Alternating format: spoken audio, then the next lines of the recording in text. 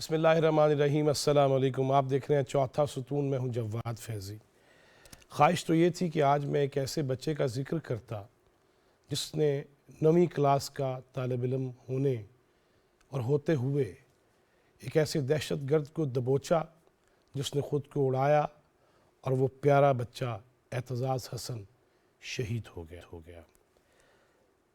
6 جنوری 2014 کو government high school ابراہیم زئی ہنگو کے get پر ایک دہشت گرد آتا ہے، اور وہ بچہ اس کو مشکوک جان کے اس کو جپھا مار لیتا ہے کہ نہیں چھوڑوں گا، اور وہ خود جام شہادت نوش کر لیتا ہے۔ دل تو یہ چاہ رہا تھا کہ اس کے 10ویں یوم شہادت پہ کچھ باتیں کی جائیں کہ یہ قوم پرعزم ہے اور اسے پتہ ہے کہ اپنے ملک کے لیے، قوم کے لیے، ریاست کے لیے کیسے جینا ہے اور کیسے کٹ مرنا ہے۔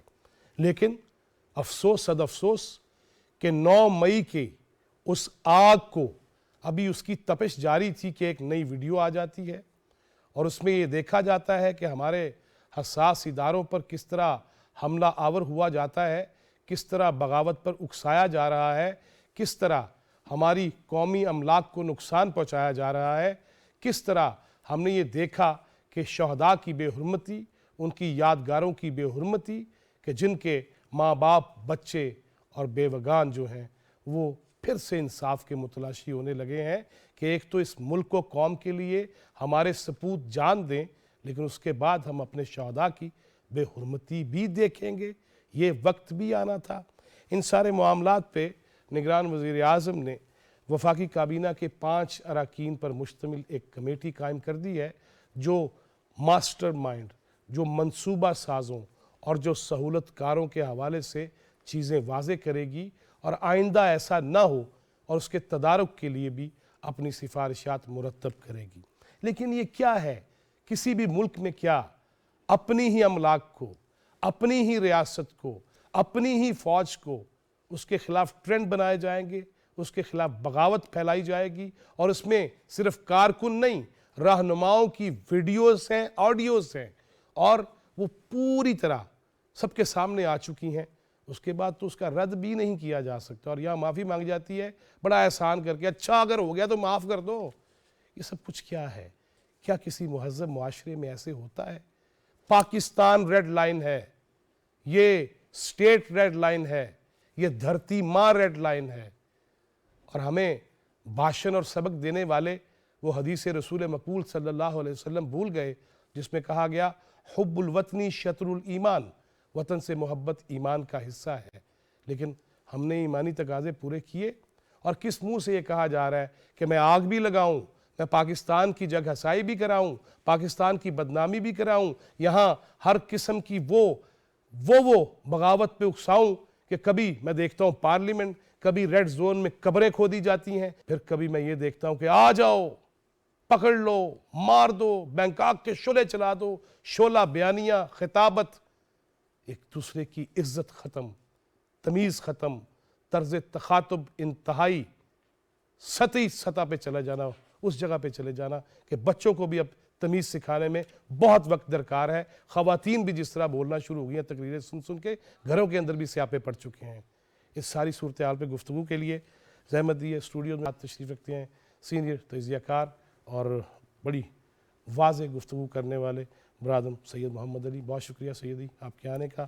ہمارے ساتھ اسکائپ پہ موجود ہیں بین الاقوامی امور کی ماہر اور دفاعی امور پہ گہری نگاہ رکھتی ہیں محترمہ ڈاکٹر شازیہ انور چیمہ۔ بہت شکریہ ڈاکٹر صاحب آپ کا۔ اور صحافت رپورٹنگ کا میدان ہو، اس میں اگلے محاذوں پہ نظر آنے والی سینئر صحافی، سینئر رپورٹر سمیرہ خان، بہت شکریہ سمیرہ آپ کے وقت کا۔ سیدی یہ کیا ہے؟ مثلا بار بار ایک چیز آنا، اور پھر ہم یہ کہیں کہ جلاؤ بھی، گراؤ بھی، مضمون بھی لکھو، دیوالیہ کرنے کے لیے سازشیں بھی کرو، اور اس کے بعد کوئی نہیں، ہمیں موقع پورا دیا جائے۔ یہ کیا ہے سارا کچھ؟ بہت شکریہ آپ نے مدعو کیا، اور بہت اہم موضوع پہ میں سمجھتا ہوں بڑی بر وقت آپ نے یہ پروگرام رکھا ہے۔ دیکھیں، میں آپ کے پروگرام میں شریک ہونے سے پہلے یہ سوچ رہا تھا کہ تقریباً 250 سال پرانی جمہوریت ہے امریکہ، ایک سپر پاور ہے، اور اسی قسم کی صورتحال آپ نے دیکھی 6 جنوری کو، اور آپ دیکھیں کہ اسی قسم کی ویڈیوز اور اسی قسم کے ویژولز وہاں پہ بھی نظر آئے، لیکن وہاں کی عدلیہ نے ان ویژولز اور اس طرح کے تمام شواہد کو سنجیدہ اور جامع اور بروقت انداز میں عدالتی نظام کا اور عدالتی پروسیس کا حصہ بنا کے ایک مثال بنائی اپنے جمہوری نظام کو بھی بچانے کے لیے، جمہوریت پہ عوام کا اور عالمی برادری کا اعتماد بھی برقرار رکھنے کے لیے، اور ساتھ ہی ساتھ اپنے عدالتی پروسیس کے اوپر بھی قوم کی ٹرسٹ کو مینٹین کرنے کے لیے۔ تو میں سمجھتا ہوں یہاں پہ یہ کافی سملیرٹیز ہیں کہ جو پرانے ان کے سابق صدر تھے، صدر ٹرمپ، اب وہ اس وقت فی الحال جو ہے وہ انٹائٹلڈ نہیں ہیں کہ وہ نیکسٹ الیکشن کیمپین میں پارٹیسپیٹ کر سکے، حالانکہ جن سے ورلڈ کپ لیا گیا تھا۔ جی بالکل، اور آپ دیکھیں کہ حالانکہ ریپبلکن کیمپ کے اندر یہ سوچ پائی جاتی ہے کہ وہ بڑے مقبول ہیں، لیکن مقبولیت کے ایسپیکٹ کو جو آپ کے توسط سے بتانا بہت ضروری ہے، عدالتی پروسیس اور سزا سے بچنے کے لیے استعمال نہیں ہو سکتے۔ یہ والا معاملہ بہت مقبولیت ایک سیاسی پہلو اور ایک قانونی اور آئینی پہلو، دو مختلف چیزیں ہیں۔ پہلی بات تو یہ ہے۔ دوسری بات یہ ہے کہ دیکھیں جو قومی سلامتی کے حوالے سے اگر میں مختصراً بیان کروں تو 9 مئی ایک انتہائی تشویشناک اور افسوسناک ہماری تاریخ میں ایک باب بن چکا ہے، لیکن یہ صرف 9 مئی تک جو اس جماعت کی سوچ اور نیشنل سیکیورٹی کو جو کے اوپر حملہ آور ہونے کا جو طرز عمل ہے وہ محدود نہیں ہے۔ میں کوئکلی 4 قومی سلامتی کے اہم ترین معاملات آپ کے سامنے رکھتا ہوں جس کو ڈیمیج کرنے کی بڑی سوچی سمجھی سازش اور ایک کنسسٹنٹ اپروچ نظر آتی ہے جہاں بھی آپ کو قومی سلامتی کا کوئی معاملہ نظر آتا ہے۔ دیکھیں خارجہ پالیسی کو آپ دیکھیں، خارجہ پالیسی عالمی طاقتوں کے ساتھ آپ نے تعلقات کو ڈسٹرب کیا، برادر جو عرب ممالک ہیں ان کے ساتھ تعلقات کو آپ نے ڈسرپٹ کیا، اور پچھلا تقریباً 1.25 سال جو گزرا ہے پیریڈ وہ اسی کو ریپیئر کرنے میں گزرا ہے۔ دوسرا معاملہ بہت حساس جو ہے وہ معاشی پالیسی کا ہے۔ آپ جانتے ہیں کہ معیشت کے بہت سارے چیلنجز ہیں، لیکن اس جماعت کی جانب سے IMF کو خط لکھا جاتا ہے کہ جی پاکستان کو جو ہے وہ قرض کی قسط نہ دی جائے، اور ابھی حال ہی میں کوٹ کر دیتا ہوں، ایک امریکی میڈیا وائس آف امریکہ کی یہ خبر ہے کہ جناب اسی جماعت کی جانب سے دوبارہ روابط استوار کیے گئے ہیں IMF سے کہ جناب اگر یہ جو الیکشن کا پروسیس ہے یہ توقعات کے مطابق نہیں ہوتا اس جماعت کے، تو آپ مزید جو قرض کی قسط ہے وہ نہ دیں۔ تو اس کا تعلق اب ہمارے پبلک انٹرسٹ سے کیا ہے؟ اس سے کیا یہ جو پالیسی ہے اس سے عوام کو، ووٹر کو کوئی فائدہ پہنچے گا، یا یہ ریاست کے معاشی مسائل میں اضافہ کرنے کی سوچی سمجھی کوشش ہے؟ یہ تیسرا پہلو ہے۔ چوتھا پہلو جو ہے وہ صرف جناح ہاؤس پہ، GHQ پہ یا ISI کے دفتر پہ حملہ معاملہ نہیں ہے۔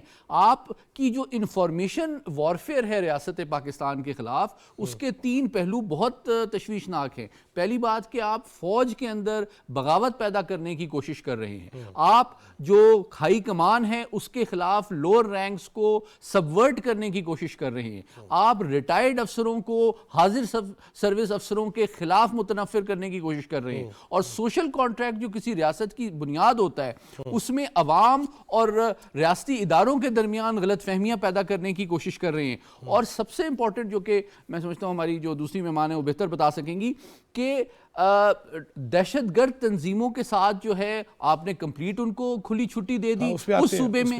تو یہ تمام چیزوں کو جب آپ مجموعی طور پہ دیکھتے ہیں تو آپ کو یہ حسن اتفاق نظر نہیں آتا، آپ کو ایک سوچی سمجھی سازش نظر آتی ہے کہ ملکی قومی سلامتی کے ہر معاملے پہ آپ ریاستی مفادات پہ، قومی مفادات پہ حملہ آور ہو رہے ہیں۔ اور پھر آرٹیکل، سب سے امپورٹنٹ آرٹیکل ہے آئین کا، جو کہ ہر شہری کے لیے، چاہے وہ سیاستدان ہو، فوجی ہو یا جج ہو، اس کو ایکولی ایکسپیکٹ کرتا ہے کہ وہ ریاست کے ساتھ وفادار رہے گا، لوئل رہے گا۔ اس کو آپ وائلیٹ کر کے ریاست پہ حملہ آور ہوتے ہیں، اور پھر آپ آرٹیکل 728 کو استعمال کر کے اپنے آپ کو عدالتی کارروائی سے بچانے کی کوشش کرتے ہیں، اور پھر آپ توقع کرتے ہیں کہ لیول پلینگ فیلڈ کے بیانیے کے تحت آپ کو دوبارہ سے ایک ایٹمی طاقت کے 24 کروڑ عوام کی نمائندگی کا حق دے دیا جائے. میں سمجھتا ہوں پاکستان کی قومی سلامتی کے جو حساس ترین معاملات ہیں اس کے تحت ہمارا ملک اس کا متحمل نہیں ہو سکتا. ڈاکٹر شازیہ چیمہ صاحب، جس طرح ڈاکٹر صاحب بات کر رہے تھے کہ دیکھیں ابھی انہوں نے بات کی کہ وہ کوئی جج ہو، بیوروکریٹ ہو، وہ فوجی ہو کیوں نہ ہو، وہ جرنلسٹ کیوں نہ ہو، لیکن جنہوں نے ایک پیدائشی حلف ہے اس ملک میں پیدا ہونے کا، اس سے ہٹ کے بھی حلف اٹھائے ہوتے ہیں، تو ان کو تو بالکل یہ جچتا ہی نہیں ہے کہ وہ آئین کی خلاف ورزی کرے. لیکن یہ بتائیے گا، یہ ایک اور ویڈیو کا آنا اور دوسری جانب واویلا کرنا، اور جس طرح سیدی یہ کہہ رہے تھے کہ آپ IMF کو پھر سے لکھ کے بھیج رہے ہیں، اس کا کرنا کیا ہوگا؟ یہ بتائیں کہ کہاں سے سرا پکڑیں، یہ تو ناک سے پانی آگے گزر رہا ہے. میں اس شخص کے لیے صرف ایک ہی لفظ استعمال کرتی ہوں، اس کے علاوہ مجھے کوئی اور میری ڈکشنری میں لفظ نہیں ملتا، وہ ہے سیلف اوبسیسڈ نارسسسٹ. اس کو سوائے اپنی ذات کے کوئی اور چیز نظر نہیں آتی. اگر ہم 9 مئی کا بھی احاطہ کریں تو وہ جو پورے کا پورا ایک سینیریو تھا، وہ 3 ٹیئر آپ کو نظر آتا ہے. اس میں ماسٹر مائنڈز تھے جن کا ہمیں آج تک وہ منظر عام پہ نہیں آ سکا. ہم ان کے بارے میں چہمگوئیاں کر سکتے ہیں، کسی کو کھل کے پتہ نہیں ہے کہ ماسٹر مائنڈ کون تھے، اور کوئی کسی بھی قانون ساز ادارے نے ان کو پوائنٹ آؤٹ نہیں کر کے ہمیں بتایا ہے بحیثیت پاکستانی قوم کہ 9 مئی کے ماسٹر مائنڈز پیچھے کون تھے، بسائڈ دا کلٹ لیڈر جو اس پورے کلٹ کا لیڈر ہے، اس کے علاوہ اس کے ہیلپنگ ہینڈز کون تھے. وہ جو 3 ٹیئر تھا اس میں ایک ٹیئر تو ماسٹر مائنڈز کا تھا، دوسرے سہولت کار تھے جو آپ کو فل میک اپ کے ساتھ سیلفیاں کھینچتے ہوئے نظر آئے اور بتاتے ہوئے نظر آئے کہ اب تمہارا ٹارگٹ وہاں ہے، اب تمہارا ٹارگٹ وہاں ہے. اور اس کے اندر جو طبقہ ہمیں نظر آیا انقلاب لاتا ہوا، جس کو کہا گیا کہ تم آج انقلاب لے کے آؤ گے، وہ ہے ہماری ڈیلوژنل یوتھ جو کہ موب کی شکل میں سڑکوں پہ باہر نکلی اور جس کو انقلاب کے الف کا بھی پتہ نہیں ہے. اگر انہوں نے انقلاب کیا ماضی کے چھوٹے موٹے انقلابیوں کی ہی تھوڑی بہت ہسٹری پڑھ لی ہوتی تو انہیں پتہ ہوتا کہ انقلاب تو کٹ مرنے دھرنے کا نام ہے. انقلاب لوگوں کے گھروں میں گھس کے ان کے اندر قورمے کے ڈونگے، سٹرابریز، بچوں کے ہوم ورک کی کاپیاں اور ان کے گلدان اٹھانے کا نام انقلاب نہیں ہوتا ہے. انقلاب جب آپ کرنے کے لیے نکلتے ہیں اور وہ بھی ریاست کے خلاف، تو آپ کفن باندھ کے نکلتے ہیں جہاں بھی انقلاب ہوا ہے. یہ ڈاکٹر صاحب یہ انقلاب نہیں تھا، یہ وہ کلاب والا انقلاب تھا. بالکل یہ ایک میوٹنی کروائی گئی موب سے جس کو یہ دھوکہ دیا گیا. اور پھر آپ نے دیکھا جب ان کو یہ پتا چلا کہ ہم کیا کر بیٹھے ہیں، تو سوشل میڈیا پہ ان کا کہنا یہ تھا، وہ یہ نیریٹو لے کے آئے کہ اس ملک میں انقلاب کیسے آ سکتا ہے جبکہ آپ کو انقلاب کوئی کرنے کی اجازت ہی نہیں دے گا. اور میں اس چیز کو ڈائجسٹ کرنے میں مجھے بہت ٹائم لگا کہ وہ کون سی ریاست ہوتی ہے جو میوٹنی کی اجازت دیتی ہے. اس کے باوجود ہم نے دیکھا کہ ان لوگوں پر بالکل بھی سختی نہیں ہوئی. ان لوگوں نے قانون نافذ کرنے والے اداروں پہ پتھر پھینکے، ان کو آرڈر نہیں تھے کہ یہ ان کے اوپر کسی قسم کا کوئی اٹیک کریں. میرا خیال ہے وہ خود بھی یہ سوچ رہے ہوں گے کہ ان کو پاگل خانے بھیجنا ہے یا جیل بھیجنا ہے. یہ کون لوگ ہیں جو اس طرح سے سڑکوں پہ نکلے ہوئے ہیں، جو ایک بغاوت کے نام پر سوائے خود کو ذلیل و رسوا کرنے کے اور عالمی سطح پہ پاکستان کا نام بدنام کرنے کے اور کچھ بھی نہیں کر رہے، جن کا کوئی ایجنڈا نہیں ہے، جن کو پتہ نہیں ہے کہ وہ کیا کر رہے ہیں. ہماری مجبوری یہ ہے کہ ریاست کے سامنے وہ لوگ کھڑے ہوئے تھے اور ریاست نے ان کے ساتھ بالکل بھی وہ سلوک نہیں کیا جو ریاست میوٹنی کرنے والوں کے ساتھ کرتی ہے. اور وہ کھلے جو ہیں وہ ابھی بھی پھر رہے ہیں. چند ایک جو ہیں وہ کچھ ٹائم جو ہے وہ جیل میں گزار کے اس کے بعد وہ پھر باہر ہیں. ماسٹر مائنڈ ہم ان تک پہنچے نہیں ہیں، اور ان میں سے جو ایک میجر ماسٹر مائنڈ ہے وہ لیول پلین فیلڈ آپ سے مانگ رہا ہے. وہ آپ سے کہہ رہا ہے کہ ایسا تو جو مطلب میرے پاس تو پورا حق ہونا چاہیے، میرے پاس تو پیسفل پروٹیسٹ کا بھی حق ہے، میرے پاس تو پیسفل اسمبلی کا بھی حق ہے. یہ کون سا پیسفل پروٹیسٹ اور پیسفل اسمبلی ہے جس میں آپ لوگوں کے گھروں پہ گھس جاتے ہیں، جس پہ آپ سٹیٹ کی ریٹ کو چیلنج کرتے ہیں، جس پہ آپ سٹیٹ کی عمارتوں کو توڑ دیتے ہیں، اور اس کے بعد آپ یہ دعویٰ کرتے ہیں کہ آپ کے پاس فریڈم آف ایکسپریشن ہونا چاہیے، فریڈم آف اسمبلی ہونی چاہیے. تو وہ جو ڈاکٹر صاحب اگزامپل دے رہے تھے کیپٹل ہل کی، 18 سال کی سزا ان کو ہوئی ہے جب آپ سٹیٹ کی ریٹ کو چیلنج کرتے ہیں. یہاں پہ ہم نے ان لوگوں کو، کیونکہ ہمارے اپنے ہی لوگ تھے نا فیضی صاحب، تو ہم نے ان کو پاگلوں کی طرح ہی ٹریٹ کیا ہے. کیا کیا جا سکتا ہے ان کا؟ لیکن نہیں، ان علاج تو کے پھر جو کرنا پڑتا ہے نا سہولت جی. کار تھے، ان کے جو سہولت کار تھے، صحیح. ان کو عبرتناک سزا دینی چاہیے، اور ان کے ماسٹر یس مائنڈز جو یس. ہیں ان کو اس دنیا میں عبرت کا مقام بنا دینا چاہیے. کسی قسم کی ڈھیل نہیں دینی چاہیے. صحیح صحیح صحیح. میں واپس آتا ہوں جی آپ کی طرف. سمیرہ، آپ اگلے محاذوں پہ بھی جاتے ہیں، آپ فوجیوں کا جس طرح وہ کھڑے ہیں ہماری سرحدوں کی حفاظت کے لیے، امن و امان کے لیے، کیا گزرتی ہوگی ان پر بھی جب وہ یہ دیکھتے ہوں گے کہ ہمارے جو ساتھی شہید ہوئے ان کے ساتھ، اور پھر ان کے جو اہل خانہ ہیں شہیدوں کے، ان کے دل پہ کیا گزرتی ہوگی؟ اور اب یہ کمیٹی جو بنی ہے، کیا اس سے امید کرنی چاہیے؟ جواد صاحب، ایک تو سب سے پہلے ایک غلط فہمی یہ کلیئر کرنی چاہیے کہ اس جماعت کے بہت سے لوگوں کو یہ لگتا ہے کہ within the quarters, rank and files ان کے ہمدرد موجود ہیں. اب شاید شروع میں جب تک لوگوں کو معاملات کی سمجھ نہیں تھی، اس وقت تک کہہ سکتے ہیں شک و شبے کی گنجائش پہ کہ شاید انسائڈرز یا سمپتھائزرز موجود ہوں، کیونکہ ایک بخار تو تھا، ایک ہینڈسمنس کا بخار جو تھا وہ موجود تھا. مگر اس پچھلے 1.5 برس میں ان کو یہ غلط فہمی کلیئر کر لینی چاہیے کہ ان کے اپنے ہی کیے گئے بہت سارے اقدامات کی وجہ سے، بہت ساری بلنڈرز کی وجہ سے، اور 9 مئی اس میں سر فہرست ہے. انہوں نے بہت کوشش کی ہے البتہ اس کو رنگ دینے کی کہ یہ فوج نے خود کروایا یا اسٹیبلشمنٹ نے خود کروایا، مگر اب ان کو بھی لگ گیا ہے. جو ویڈیوز سامنے آ رہی ہیں مزید بھی ہیں. میں آپ کو یہ بھی بتا دوں، کل بھی شاید میں اپنے چینل پر بات کری تھی تو میں نے بات کی سما کی اسکرین پہ، میں نے کہا کہ بھی مزید بھی ویڈیوز آنی ہیں، کیونکہ ہم تو بریفنگ اٹینڈ کرتے ہیں. ہم سیکیورٹی سے یا نیشنل سیکیورٹی سے ریلیٹڈ لوگ، ہم بہت سی باتیں کہہ نہیں پاتے، کھل کر کہہ نہیں پاتے، کیونکہ پاکستان میں مائنڈ سیٹ جہالت پہ اس کی بنیاد رکھ دی گئی ہے پچھلے 4 برسوں. بس بتا دیا گیا ہے کہ جو میں کہہ رہا ہوں نعوذ باللہ وہ قرآن پاک کی تحریر ہے جس کو دنیا کی کوئی طاقت نہیں جھٹلا سکتی. اگر کوئی اختلاف پہ رائے کرے، اس کی ماں بہن کو گالی دو، اس کے بچوں کو اٹھانے کی دھمکی دو.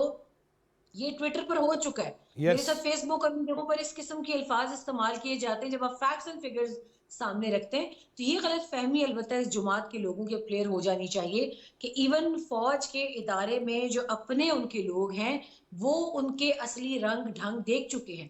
میں بلوچستان سے لے کے پنجاب تک، میں اگر آپ سے بات کروں تو سیکیورٹی کے کتنے پرسنل سے میری ملاقات ہوئی ہے. مجھے بھی کمنگ ویک میں پھر جانا ہے تربت.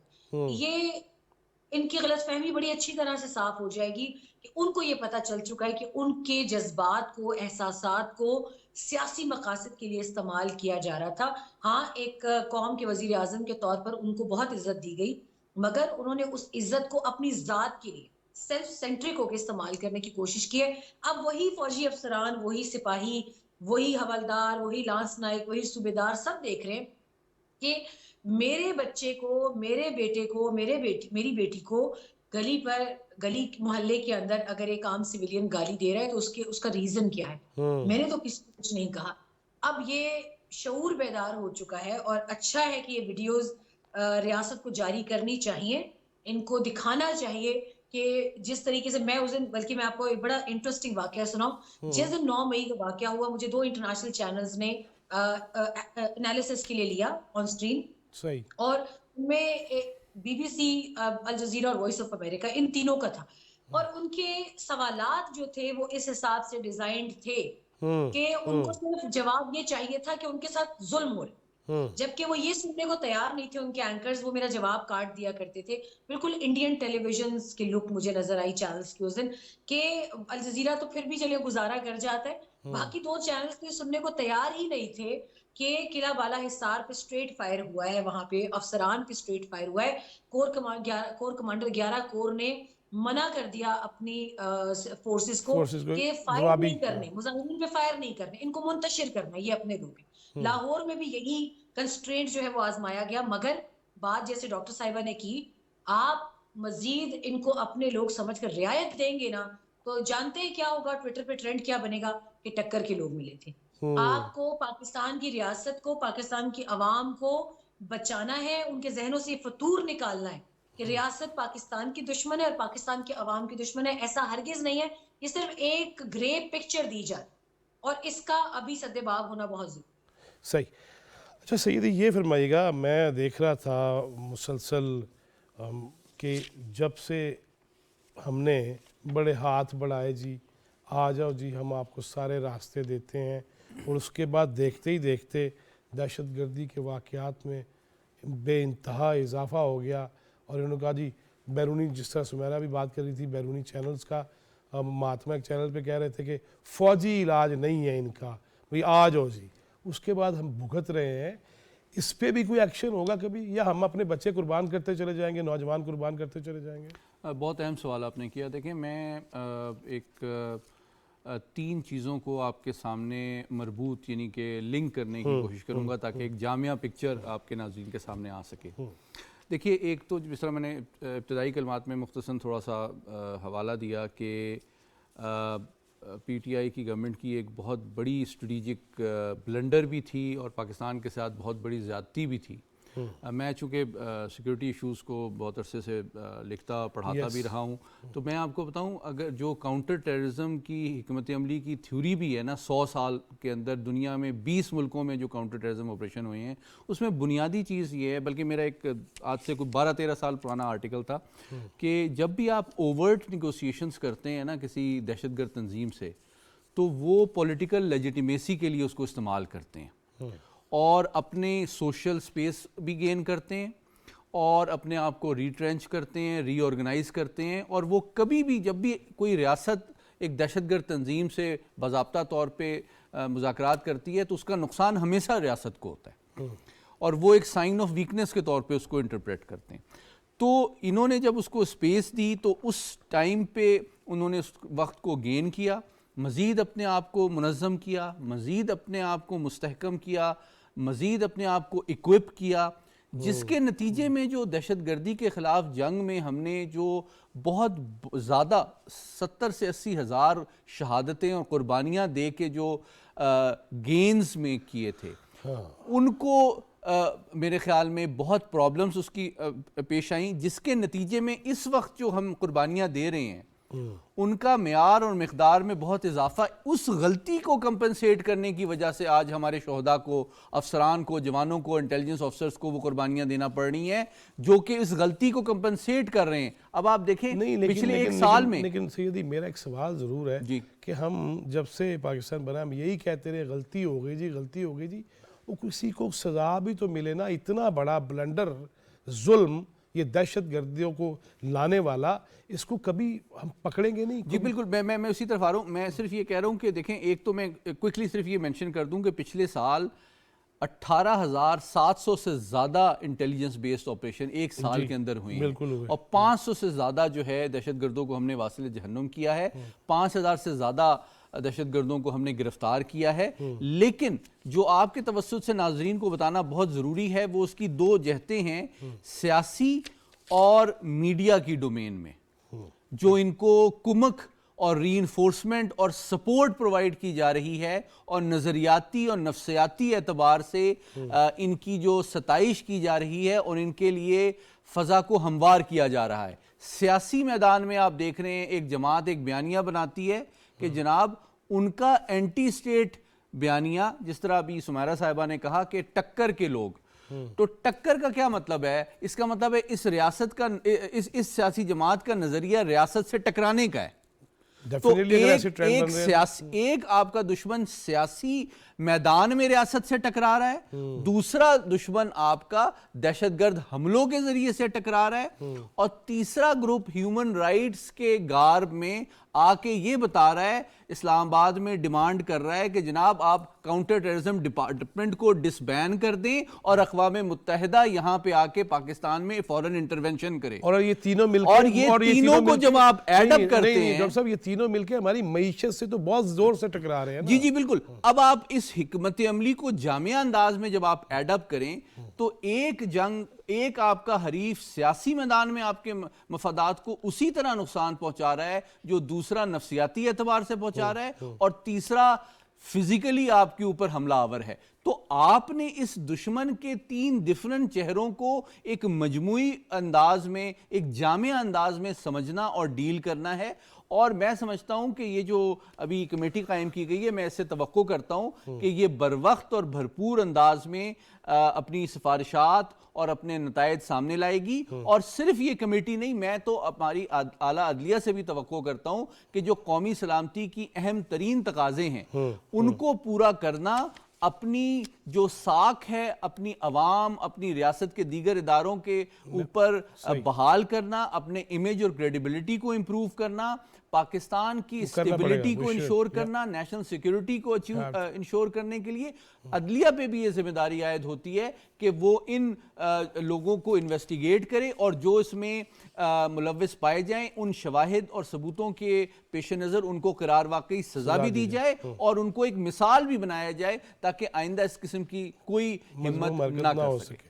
ناظرین مجھے یہاں پہ ایک وقفہ لینا ہے، وقفے کے بعد واپس آتے ہیں. دیکھیں جس طرح بھی سیدی نے یہ کہا نا کہ عدلیہ کو، ہر ادارے کو، ایک ادارے نے اپنی غلطیوں کا اعتراف کیا اور کہا گناہ دھوئیں گے. اب میرا خیال ہے ہر ادارے کو اس پہ آ جانا چاہیے کہ ماضی سے سبق سیکھتے ہوئے جو مجرم ہیں ان کو سزا ملے اور آگے بہتر انداز میں بڑھ سکے. چھوٹا سا وقفہ ہے، وقفے کے بعد واپس آتے ہیں، ہمارے ساتھ ہی رہیے گا.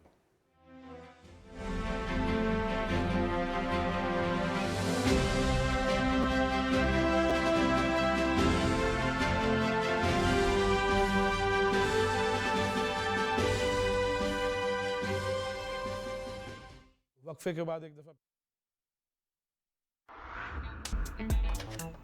کیش کی ضرورت ہو تو پورا کرتا ہے میرا پے پاک کارڈ. جانی اور مالی تحفظ دیتا ہے میرا پے پاک کارڈ. اپنے بینک سے پے پاک ڈیبٹ کارڈ نام لے کر طلب کریں. چوز ہوپ، چوز پے پاک.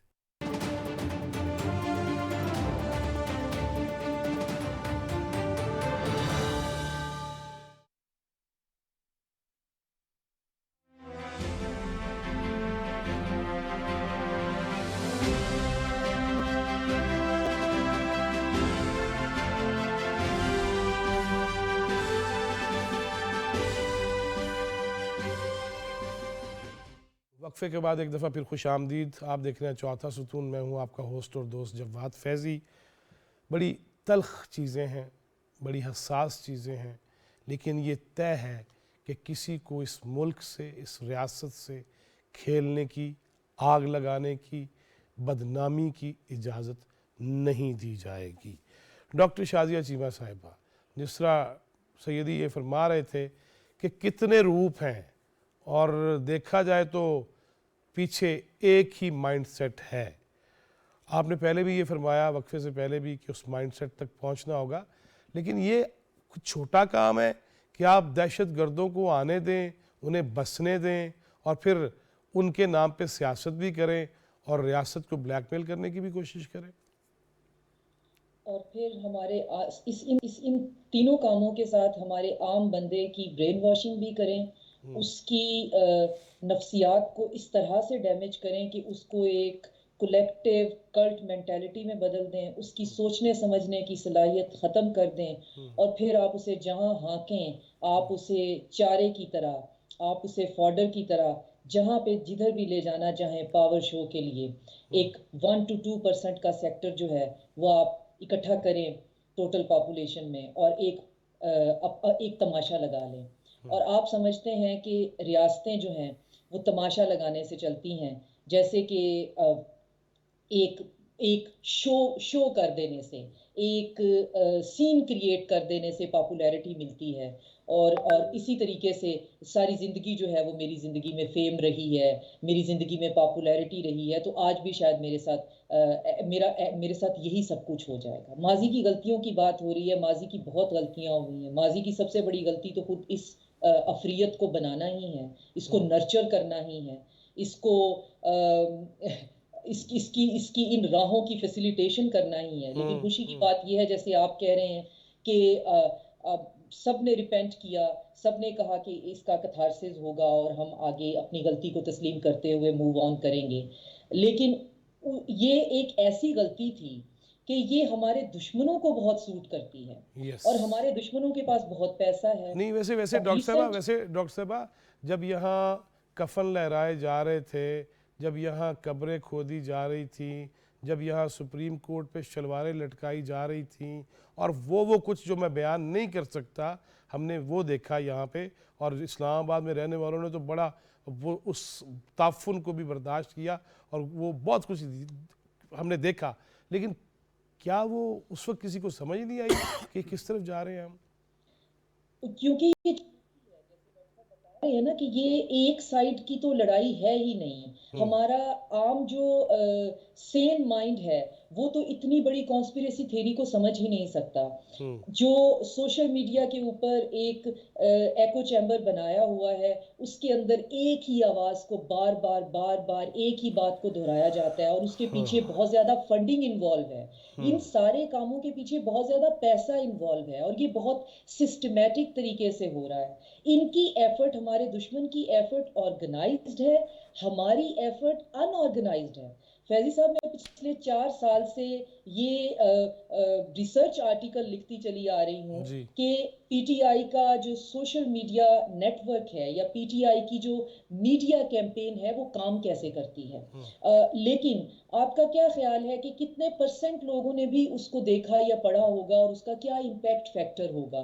کیونکہ میری ایفرٹ آرگنائزڈ نہیں ہے, میں ان آرگنائزڈ اپنے ہی طریقے سے جو ہے وہ کام کر رہی ہوں. آپ کی ایفرٹ اپنے ہی طریقے سے ہے. جس دن ہم اتنے آرگنائز ہو جائیں گے, ہم ان کے سامنے اسی طرح 3-4 روپ لے کے کھڑے ہو جائیں گے تو ہی ہم ان کا مقابلہ کر سکیں گے, ورنہ نہیں کر سکیں گے. اور خدشے کی بات یہ ہے, چونکہ ہماری جو ریاست ہے اس کی ایفرٹ میں ہمیں تھوڑی سی ریلکٹنس نظر آتی ہے. آپ نے دیکھا ہوگا پی ڈی ایم کی گورنمنٹ بھی جو ہے وہ بھی کسی کو بھی کیفر کردار میں پہنچانے پہ اتنی انٹرسٹڈ نہیں ہمیں نظر آئی. ان کی ہم پرابلم سمجھ سکتے ہیں, وہ یہ سمجھتے ہوں گے کہ جو چیز کریٹ کی ہے اس کو ڈسمنٹل بھی خود کرو. ہم تھوڑا سا بیٹھ کر سائڈ پہ چیزوں کو for the time being enjoy کرنا چاہتے ہیں. آپ کو پورا حق ہے, آپ اپنے ذاتی بغض, اپنے انات جو ہیں وہ رکھیں, لیکن میرا یہ خیال ہے کہ بحیثیت پاکستانی یہ اس وقت ٹائم نہیں ہے کہ میں آج یہ کہوں کہ 4 سال پہلے میں نے کہا تھا کہ آپ غلط فیصلہ کر رہے ہیں تو یہ فیصلہ نہیں ہونا چاہیے وغیرہ وغیرہ. آج مجھے پاکستان بچانا ہے, پاکستان کے ادارے بچانے ہیں. میرا خیال ہے ہماری سیاسی جو پارٹیاں ہیں ان کو بھی اپنا ذاتی بغض اور اپنی ذاتی جو ایک ان کو اس تماشے سے جو خوش دلی ملتی ہے جس سے وہ ریلکٹنس پہ آ جاتے ہیں وہ نہیں دکھانی چاہیے. ان کو بھی بالکل سامنے آنا چاہیے. اور ایک اور خطرناک ترین بات یہ ہے فیضی صاحب کہ ایک بہت ہمارے سینئر جو ہیں وہ جرنلسٹ, انہوں نے ایک خبر بریک کی ہے کہ 9 مئی پارٹ 2 کی پلاننگ ہو رہی ہے جس میں 5 ارب روپیہ جو ہے وہ پاکستان میں آ چکا ہے.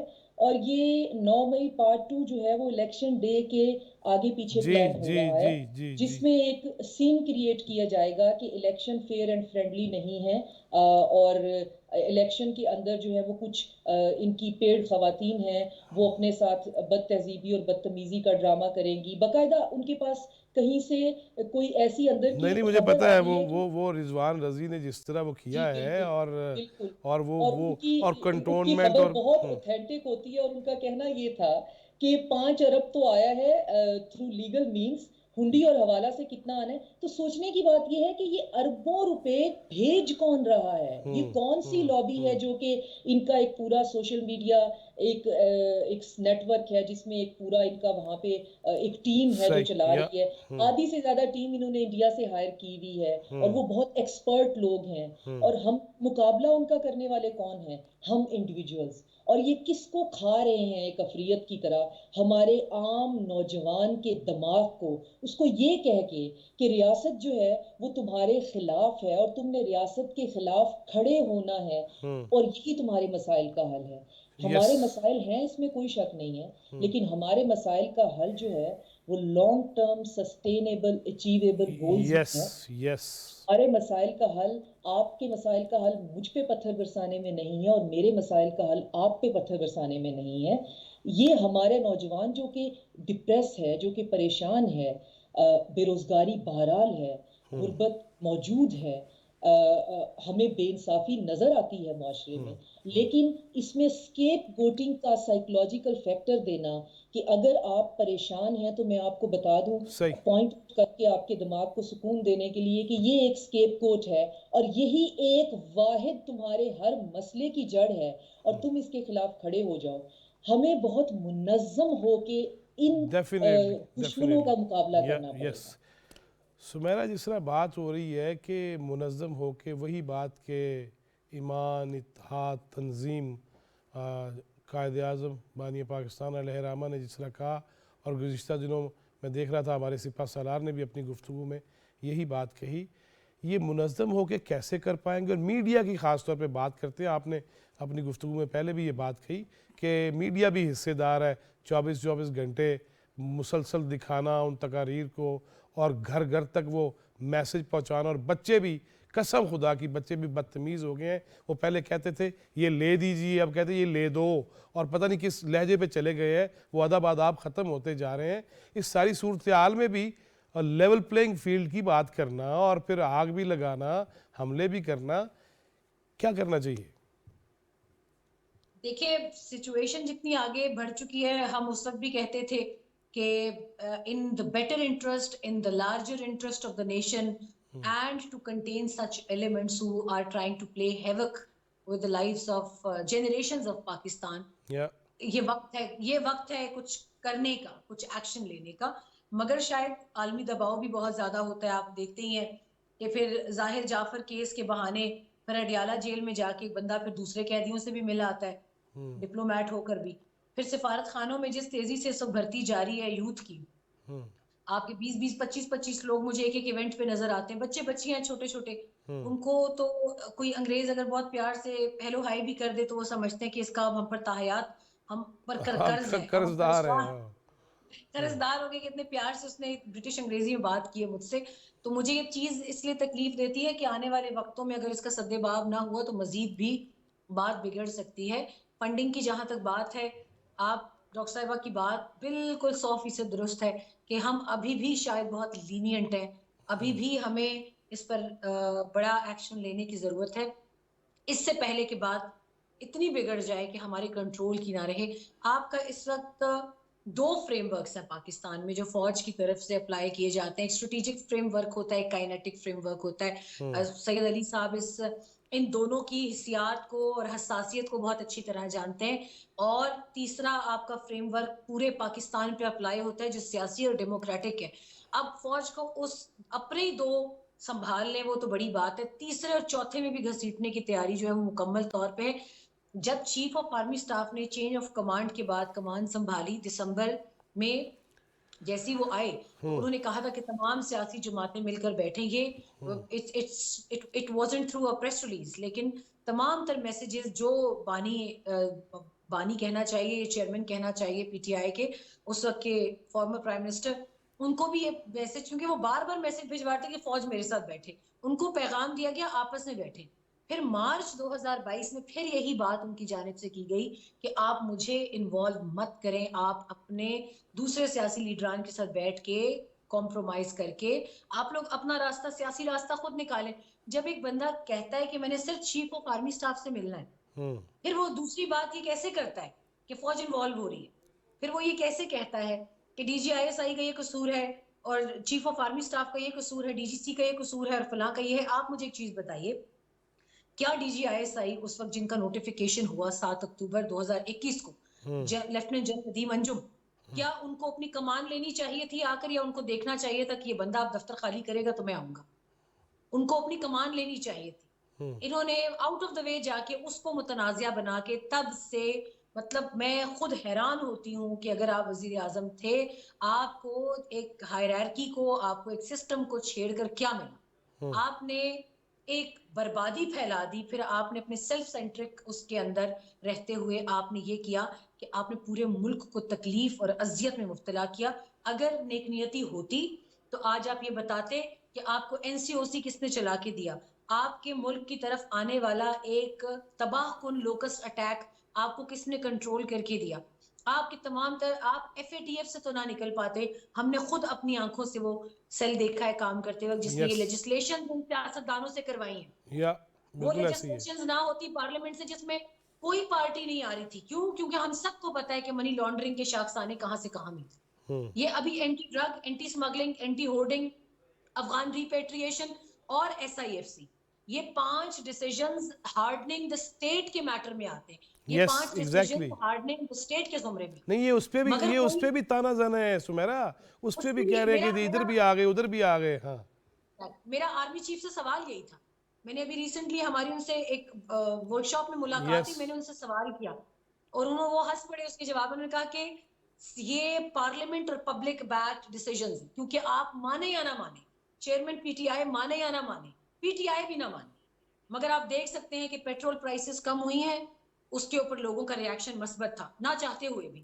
آپ کا ڈالر گرا, لوگوں کا ریاکشن مثبت ہے, انہوں نے دیکھنا شروع کیا. یس آئی ایم ایف سے آپ کی ڈیل ہوئی, لوگ خوش ہوئے کہ چلیں کچھ سکون آ جائے گا. باقی چیزیں جو ہیں وہ اینٹی اسمگلنگ, اینٹی ہورڈنگ اور اینٹی ڈرگ کے زمرے کے بعد وہ بھی ٹھیک ہو رہی ہیں. اسی لیے یہ کبھی بلوچ ڈرامہ نکل آتا ہے بیچ میں, مطلب وہ لوگ جن کے لواحقین ٹیررسٹ کے لواحقین ٹیررسٹ کے لیے انصاف مانگے.